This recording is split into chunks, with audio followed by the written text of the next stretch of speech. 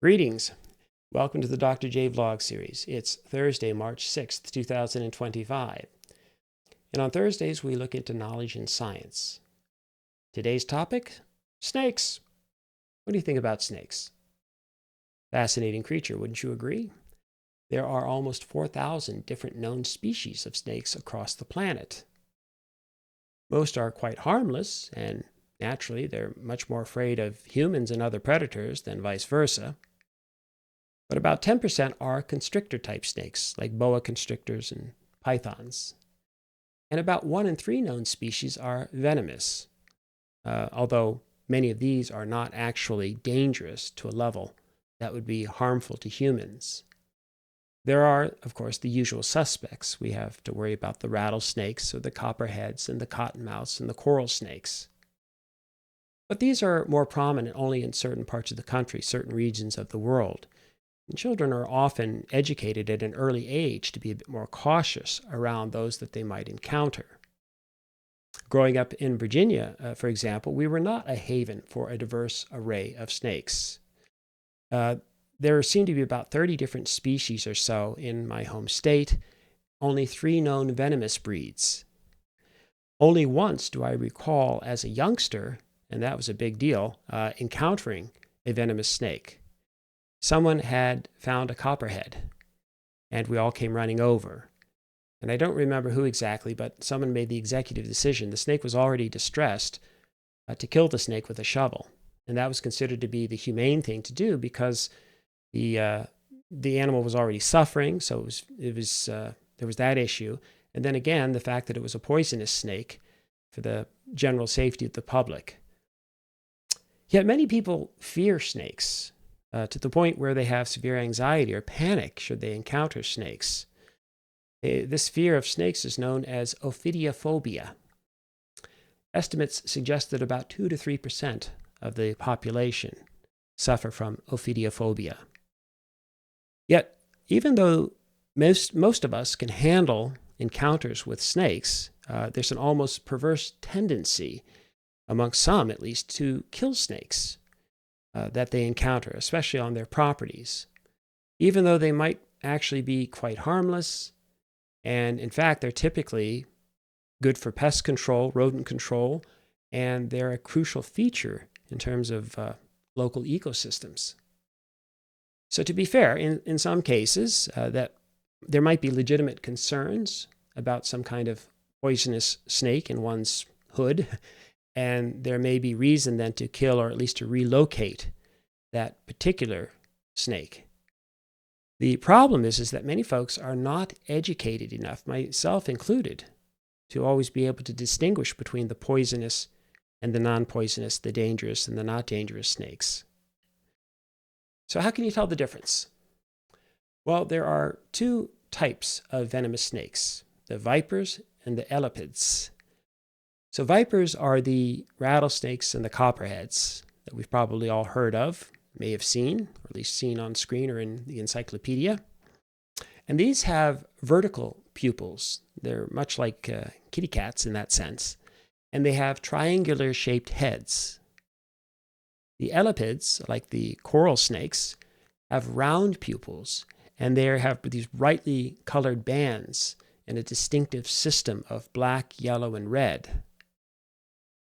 So most of us then are not likely to encounter these snakes, or certainly during our daily routines. Reason being, snakes are mostly nocturnal, at least in the sense that that's when they're typically hunting their prey.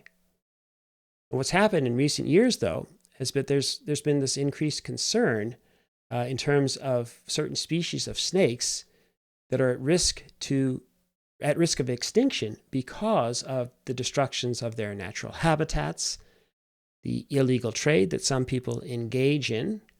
In some instances, there are diseases that are spreading through the snake populations. And most important for today's vlog, the persecution by humans out of fear and ignorance. So what's the underlying cause of this aversion to snakes? Well, according to Emily Willingham, the author of the 2021 book, The Tailored Brain, I'll leave a link to some of her work in the description below, researchers believe that primates may have developed an innate fear of snakes especially those that were preyed upon by the constrictor-type snakes. And what's fascinating, too, is that the research suggests that infants quite enjoy looking at images of snakes or snake-like movements, but mainly out of a sense of curiosity rather than fear.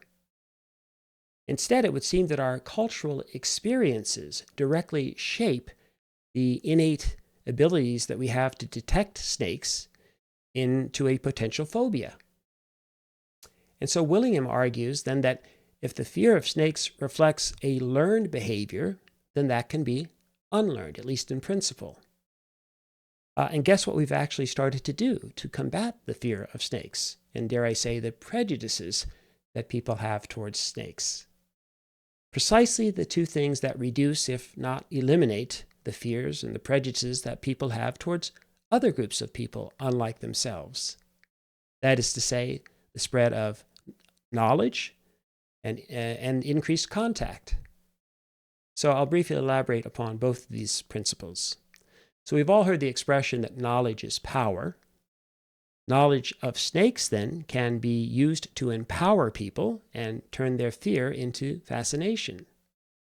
People have started Facebook groups, for example, for snakes, snake lovers, or just to educate the general public about snakes. And these are typically places or communities where people can send in photos, for example, if they've encountered snakes on their properties. And experts can then help them identify what type of snake it is through their markings, etc.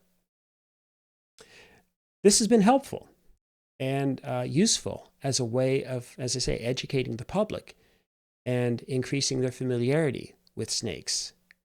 Of course, it's tough, too, because of the stereotypes associated with our language and the use of the word snakes in the popular imagination.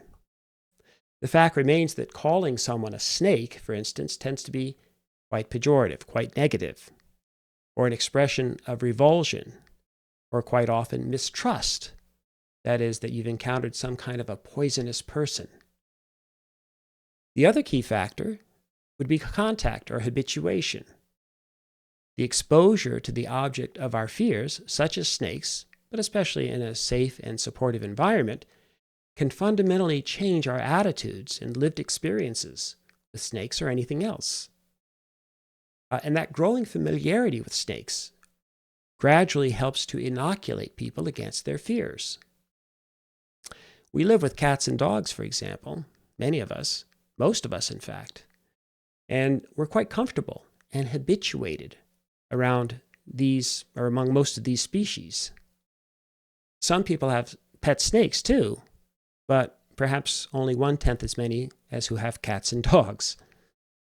But like our siblings and our other pets, if we can give the snakes on our property a name, learn something about them, usually we'll find that that's a much more rewarding prospect, and we're likely to grow and even appreciate having most of them around, at least most of the time. Again, kind of like our siblings.